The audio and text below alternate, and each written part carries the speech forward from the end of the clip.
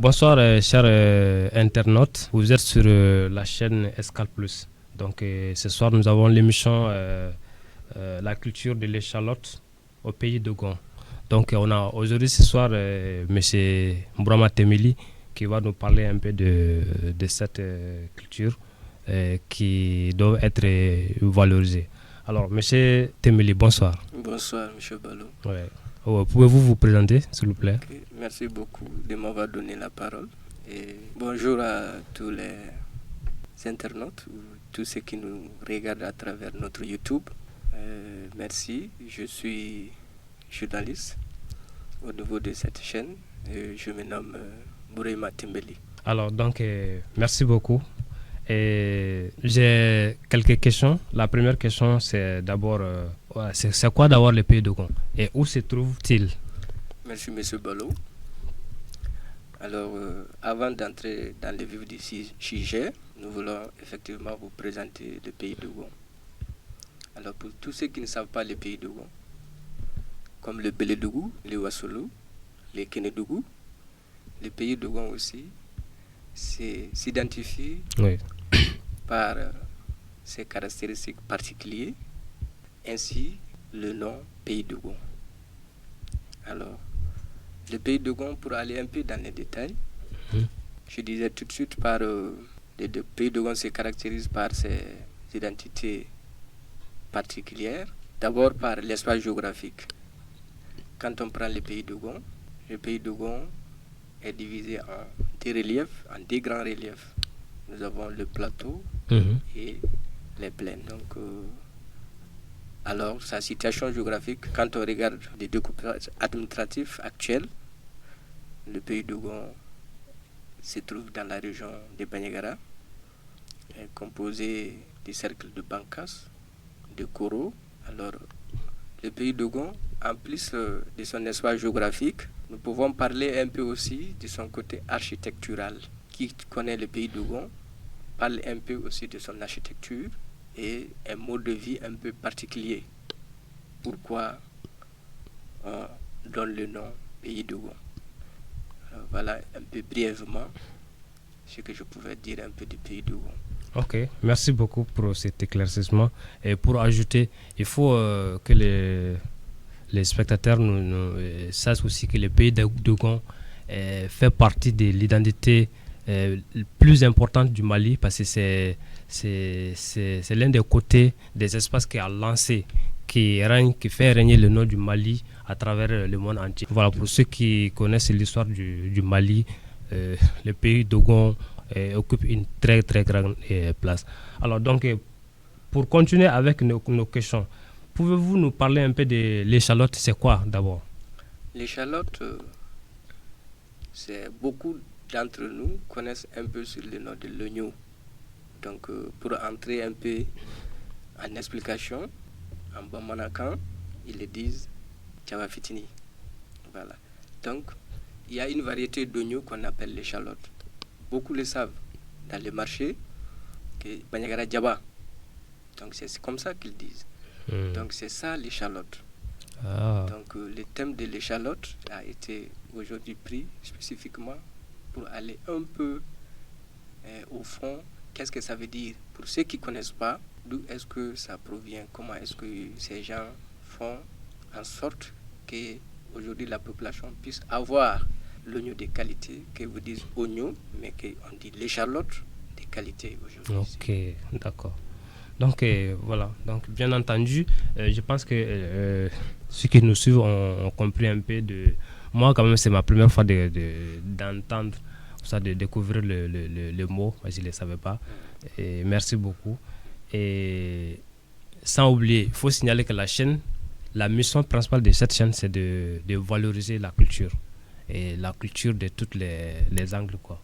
Voilà, donc, alors, donc la deuxième question, pourquoi les thèmes sur la culture de l'échalote alors?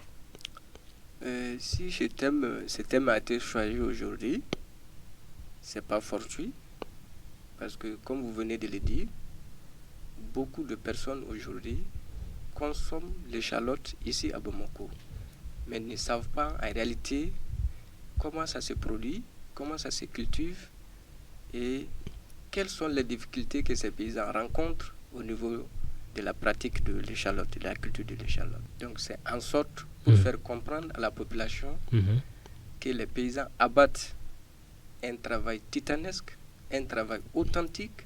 Si je le dis authentique, je mesure bien mes mots, parce que la qualité de l'échalote du pays d'Ogon est avérée saine. Pourquoi saine? Parce qu'aujourd'hui, l'échalote est connue à travers le monde entier. Pourquoi nous avons même ce qu'on appelle la labellisation. Donc l'échalote a un titre de labellisation aujourd'hui qui est reconnu à travers le monde, que la qualité qui est produite au niveau du pays d'Ogon est unique à son genre et authentique. Voilà un peu le thème. Voilà ce qui nous a poussé aujourd'hui à parler un peu de l'échalote pour faire savoir aux gens qu'est-ce que l'échalote. Alors, un peu parler dans ce sens que nous le consommons ici à Bamako, ça se trouve partout dans les marchés. Mais sachez que ce n'est pas sans complication. Les paysans, comment est-ce qu'ils font? Vous savez bien que le pays d'Ogon est une zone à pluviométrie aussi très limitée. Selon les estimations de l'année 1887, allant de 1887 à 2009, la pluviométrie va de 200 mm à 700 mm. Ça veut dire que c'est une zone à pluviométrie très faible. Mais comment est-ce que les paysans s'en sortent pour subvenir aux besoins économiques de la zone? Alors, d'aucuns diraient, sans l'échalote, surtout principalement sur le plateau, qu'est-ce que le pays d'Ogon serait devenu? Parce que ça constitue la moelle épinière de l'économie du pays d'Ogon. La raison pour laquelle aujourd'hui, les thèmes me semblent être importants de parler. Alors, comment est-ce que ces paysans trouvent leurs intrants? Vous savez bien, si économiquement on est faible, pour trouver aussi les intrants, c'est des difficultés. Alors, pour trouver aussi un point d'eau dans une zone à pluviométrie très faible, qu'est-ce qu'ils font? C'est des travaux très courageux, c'est des travaux très titanesques qu'ils font. Des gens essaient de creuser des puits allant jusqu'à 20 mètres, 10 mètres de profondeur, si je m'abuse. Donc, vous voyez comment est-ce qu'ils font. Alors, le produit qui vient ici, malgré ce travail, qu'est-ce qu'il gagne? Enquête économique. Voilà un peu le problème auquel ils sont beaucoup confrontés. D'accord. Alors, donc, merci pour cette partie aussi. Donc, la question suivante, nous allons continuer. Quelles sont les activités? Voilà, les activités au pays d'Ogon, nous avons 3 principales activités.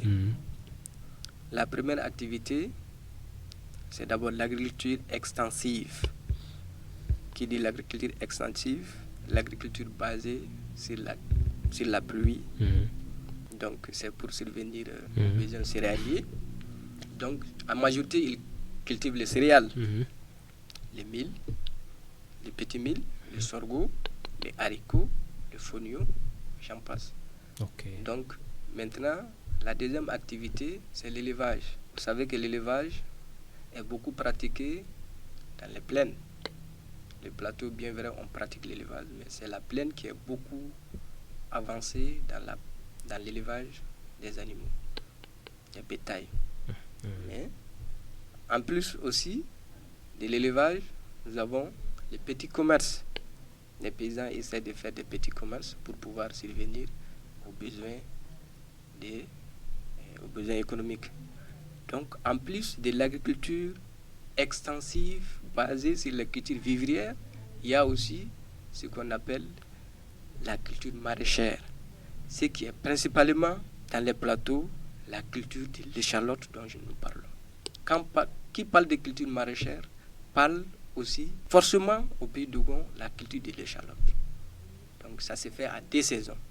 À la fin, surtout actuellement, c'est la période où les paysans sont en train de se préparer pour faire les premières semences. Ou déjà d'ailleurs, d'autres ont déjà commencé leur première culture. Avant la fin de la saison pluvieuse, donc, et chassez que l'oignon qui a été semé, ou l'échalote que vous dites comme les gens savent beaucoup sur l'oignon, mais je m'explique, c'est l'échalote.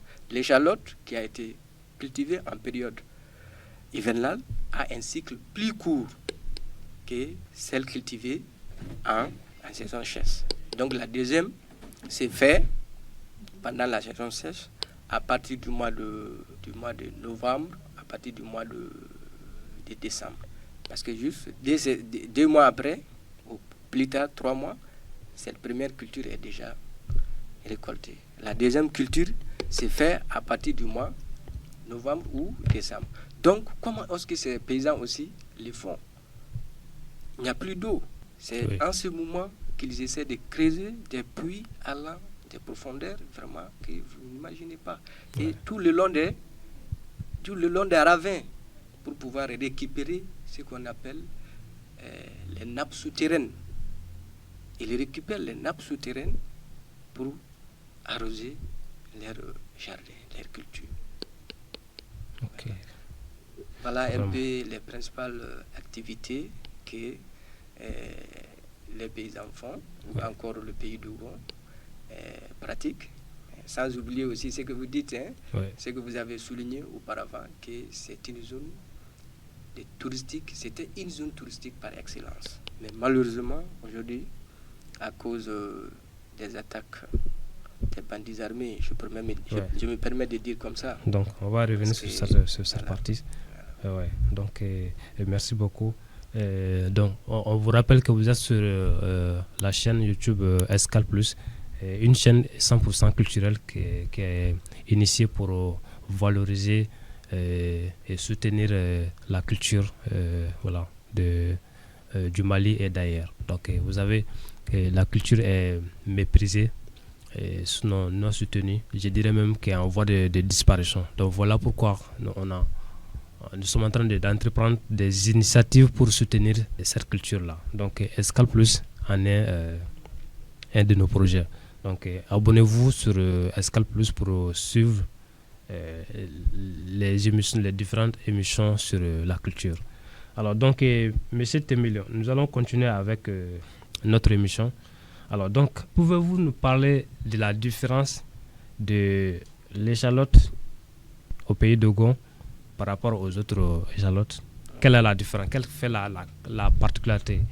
C'est une variété qui est meilleure par rapport aux autres, ou bien c'est quoi est-ce qu'il y a vraiment des informations que vous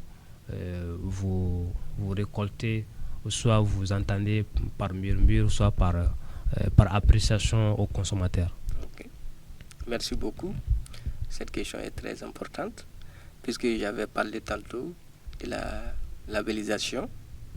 Donc, qui parle de la labellisation? Donc, la labellisation a des critères, donc des critères sur lesquels on ne badine pas. Bien vrai que nous, ici au Mali, et d'ailleurs dans beaucoup de cas, on dit que effectivement la labellisation des produits a une certaine difficulté, mais le premier constat que je vais vous faire, ou encore vous pouvez vous-même constater, nos mamans le savent, ceux qui vont au marché aller acheter l'échalote et comment on appelle l'oignon, savent déjà la qualité d'un produit, c'est quoi? C'est sa conservation. Aujourd'hui, pourquoi on parle de la qualité ou de la labellisation? Parce que c'est un produit qui est avéré naturel. De simples expériences, vous pouvez aller conserver ces oignons et vous verrez que ça a une conservation plus longue que les autres produits appelés l'oignon. Ok. Voilà. D'accord. Merci beaucoup. Le temps ne nous reste pas beaucoup, je pense. On va essayer de continuer pour...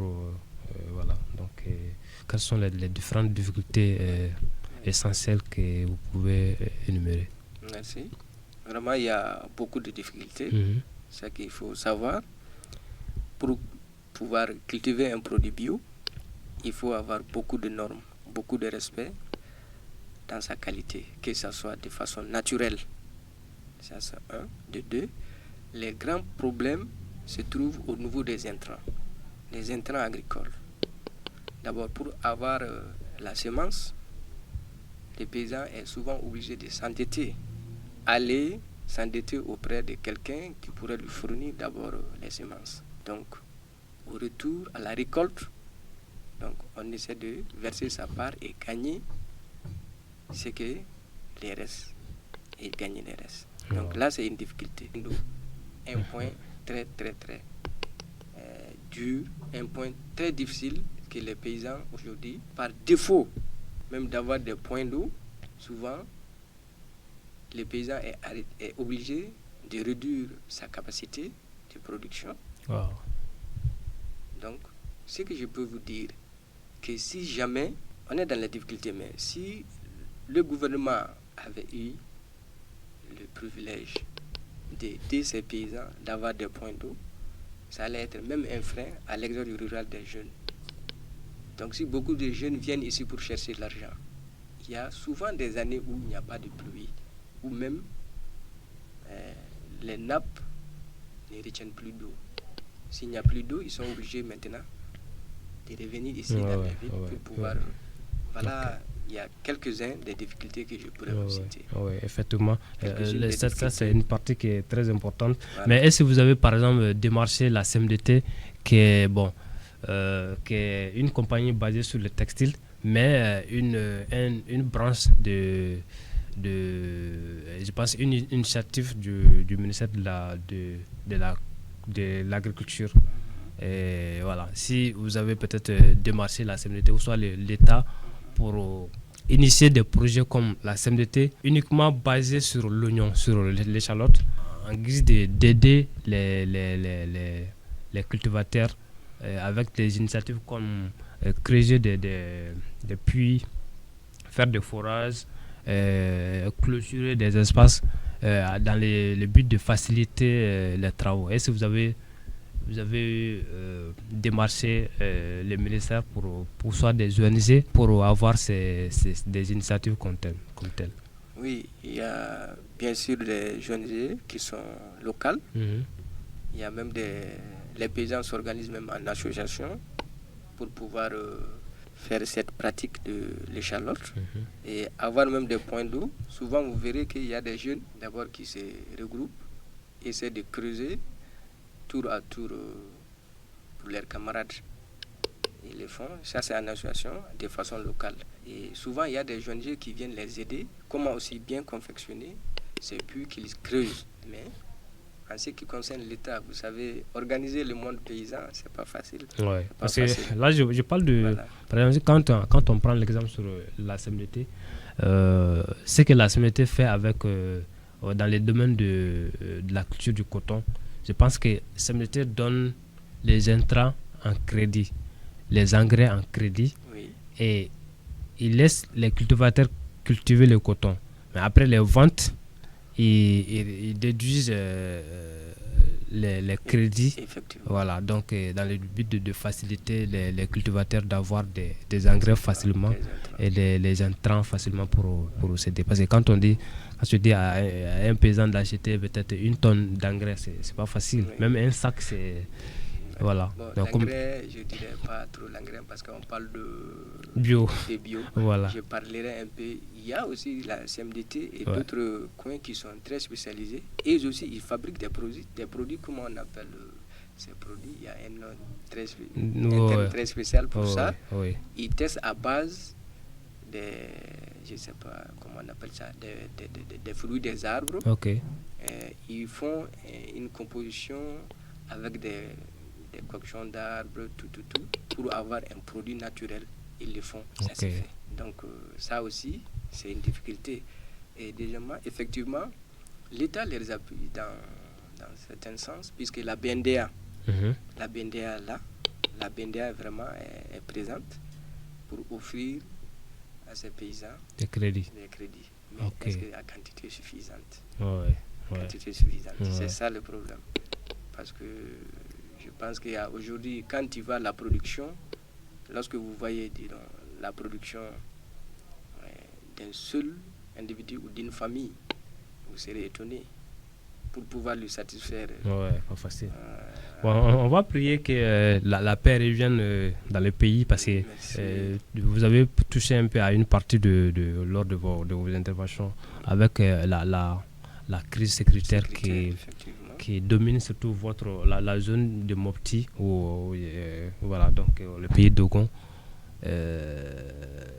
Quelles sont les difficultés vraiment que ce fléau a impacté beaucoup la zone? Oui, merci Balou. Ça, c'est une grande difficulté. C'est une question à laquelle on ne peut pas répondre correctement à toutes les difficultés qu'il rencontre. C'est vraiment, je dirais, c'est très dommage que le pays Dogon aujourd'hui arrive dans ces stades-là. Puisque là où nous sommes aujourd'hui, c'est devenu tellement compliqué qu'on se demande est-ce qu'on vivra demain ou bien on n'est pas là. Wow. Donc c'est la peur dans le ventre. Vrai, il y a des zones où encore, malgré tout ça, ils essaient de faire leur mieux. Mais là, le problème sécuritaire, c'est un problème vraiment qui est en train d'enfreindre le développement économique et social du pays Dogon. Donc, du jour au lendemain, vous verrez, vous entendez comme dans les médias, c'est une réalité. Tout un village qui est pillé, saccagé, mis en sac. Personne. On essaie de prendre tout, les bétails. Après la prise des bétails, c'est le village même qui est saccagé. Il n'y a rien à faire ensemble. Donc c'est un problème qui enfreint et le tourisme n'existe même plus. Ouais. Et l'activité économique même, c'est devenu dur. Il y a des gens qui ont tant de personnes qui ont été tuées dans leur jardin en train de faire la culture. Wow. Et certains, leurs bétails ont été emportés. Il n'y a plus de bétail presque au pays. Tout a été emporté par les Dommage. C'est une vraie difficulté. Bon, nous prions que la paix revienne rapidement afin que toutes ces activités en or puissent recommencer, surtout le tourisme. Amen.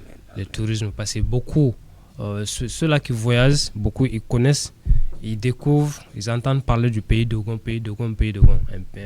un pays qui a existé plus de 1000 ans, et qui fait la fierté du Mali, qui fait sortir le nom du Mali. Parce que d'autres même connaissent le Mali, ils pensent que le Mali se trouve dans le pays Dogon, tellement que c'est une zone vraiment beaucoup plus visitée. Mais avec ce fléau, tout est freiné. Et nous prions vraiment que la paix revienne rapidement. Et on vous rappelle que vous êtes sur Escale Plus, donc pour ceux qui ne sont pas abonnés, allez-y vous abonner et suivez nos émissions culturelles. Donc, Monsieur Temeli, nous sommes presque à la fin de notre émission. Et merci pour les différentes interventions. Merci. Et j'ai une dernière question qui est quel appel avez-vous par rapport à ça, sur l'échalote? L'appel que j'ai à faire par rapport à la culture de l'échalote, nous faisons appel à l'État, que le gouvernement soutienne ces paysans dans le processus même de la labellisation du produit. Donc un produit labellisé, vous savez ce que ça veut dire. Donc c'est pour un retombée économique. La labellisation, vise une retombée économique. Donc cette retombée économique pourrait être quelque chose de très crucial au pays Dogon.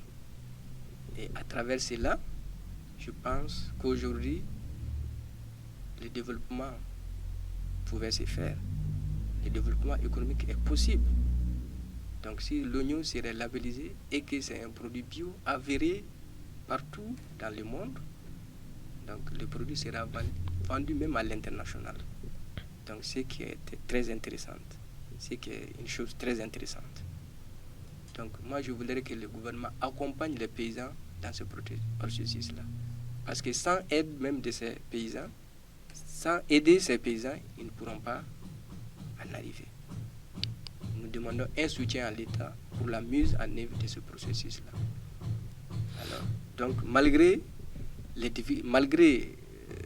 les travail titanesques, les travail authentiques, les savoir-faire, ils sont dotés de savoir-faire, ils sont toujours à la fin de leur quête économique. L'économie au pays Dogon ne marche pas. D'accord. En tout cas, la labellisation, ça c'est vraiment une fierté, ça c'est un honneur. Et pour signaler que même le riz du Nyono, c'est le riz exporté et qui fait la fierté du Mali. C'est, voilà. Donc si on a aussi la chance d'avoir la labellisation de l'échalote du pays de Gon, ça c'est encore que le paysan bénéficie de sa production. Donc nous sommes à la fin de notre émission. Nous vous remercions pour votre déplacement et votre intervention sur cette culture.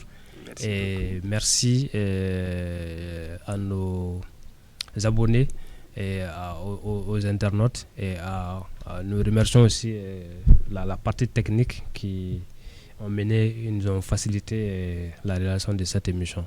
Merci, M. Temeli.